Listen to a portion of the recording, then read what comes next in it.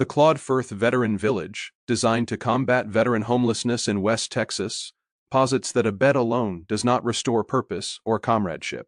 Its operating doctrine describes the village as a duty station rather than just a shelter, emphasizing structure, accountability, and daily deployment into education or work.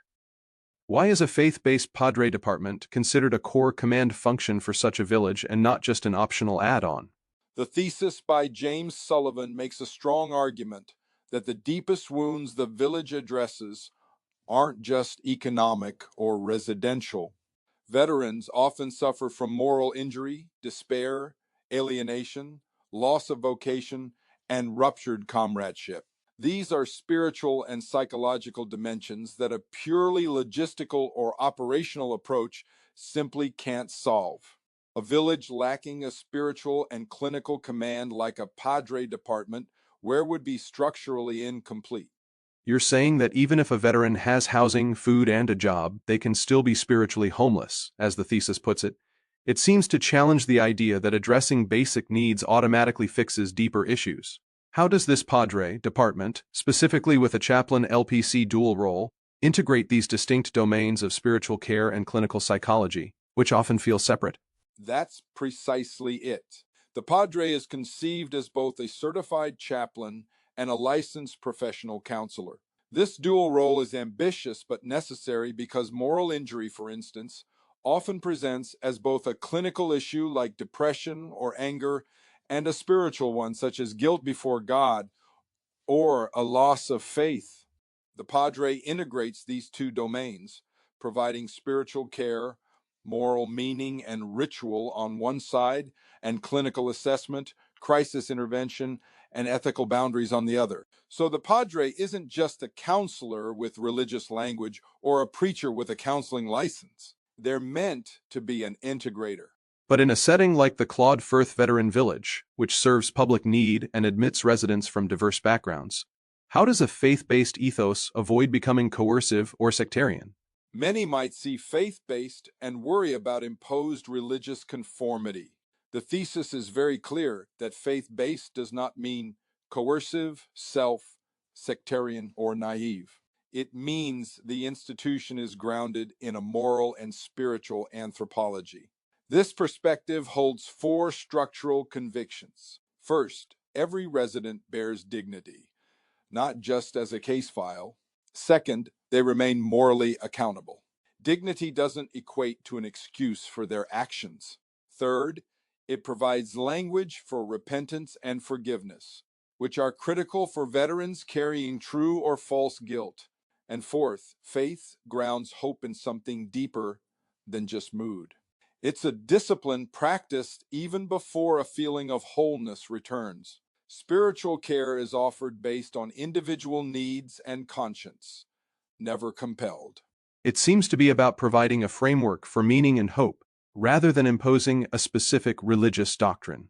The document also mentions a concept moving from open door to chosen post, which caught my attention, and the earlier thesis explored ancient Stoic and Gnostic themes about endurance and the freedom to depart. How does the village thesis revise this potentially dangerous idea, particularly when suicide prevention is paramount for at-risk veterans? That's a vital distinction. The prior open door thesis used severe language about endurance and the possibility of departure from life.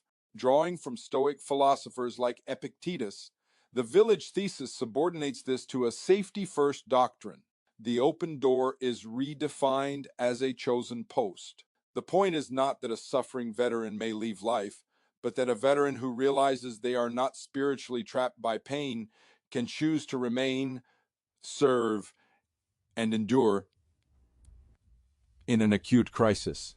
The Padre's task is never to conduct an abstract seminar on Stoic autonomy.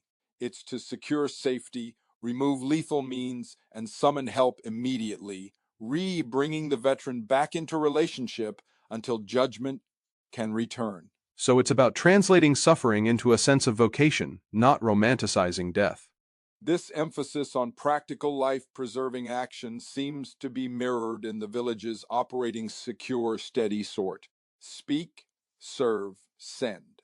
Can you walk us through how these steps guide the Padre and staff, especially in a crisis? Certainly, secure means immediate safety, protecting the resident and the community from acute danger.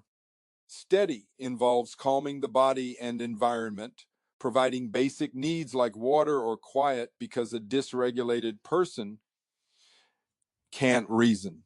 Sort is about distinguishing facts from assumptions, true guilt from false guilt, to help the veteran understand their situation clearly. Speak is naming truth, which, whether it's a promise, a confession, or a simple command to remind them they're not alone and that crisis is not prophecy. Serve means taking the next honorable action, translating insight into movement, like making a call or attending work. Finally, send refers to warm handoffs to external partners, like VA services or detox facilities. When a situation requires a higher level of care beyond the village's scope, this entire sequence is rehearsed resistance to despair. That structured approach underscores that the Padre's role isn't peripheral. It also seems crucial to the village's goal of workforce reintegration. How does the Padre Department contribute to this? Given that work is presented not just as economic placement, but as vocational formation, the Padre's role in workforce reintegration is deeply integrated with spiritual care. The village views work as a primary way to restore dignity, moving beyond simply finding a job. Many at-risk veterans have lost the connection between labor and identity. The Padre helps rebuild a theology of work where showing up on time becomes a spiritual practice and doing a job correctly is a way of telling the truth with one's hands. They collaborate with other staff to interpret work failures correctly, distinguishing laziness from underlying issues like depression or shame. They also lead vocational reflection groups, helping residents connect their service experience to new work, ask what repair they owe their families through steady employment, and how their labor can serve others. The ultimate goal isn't just job placement, but restored reliability and a sense of purpose.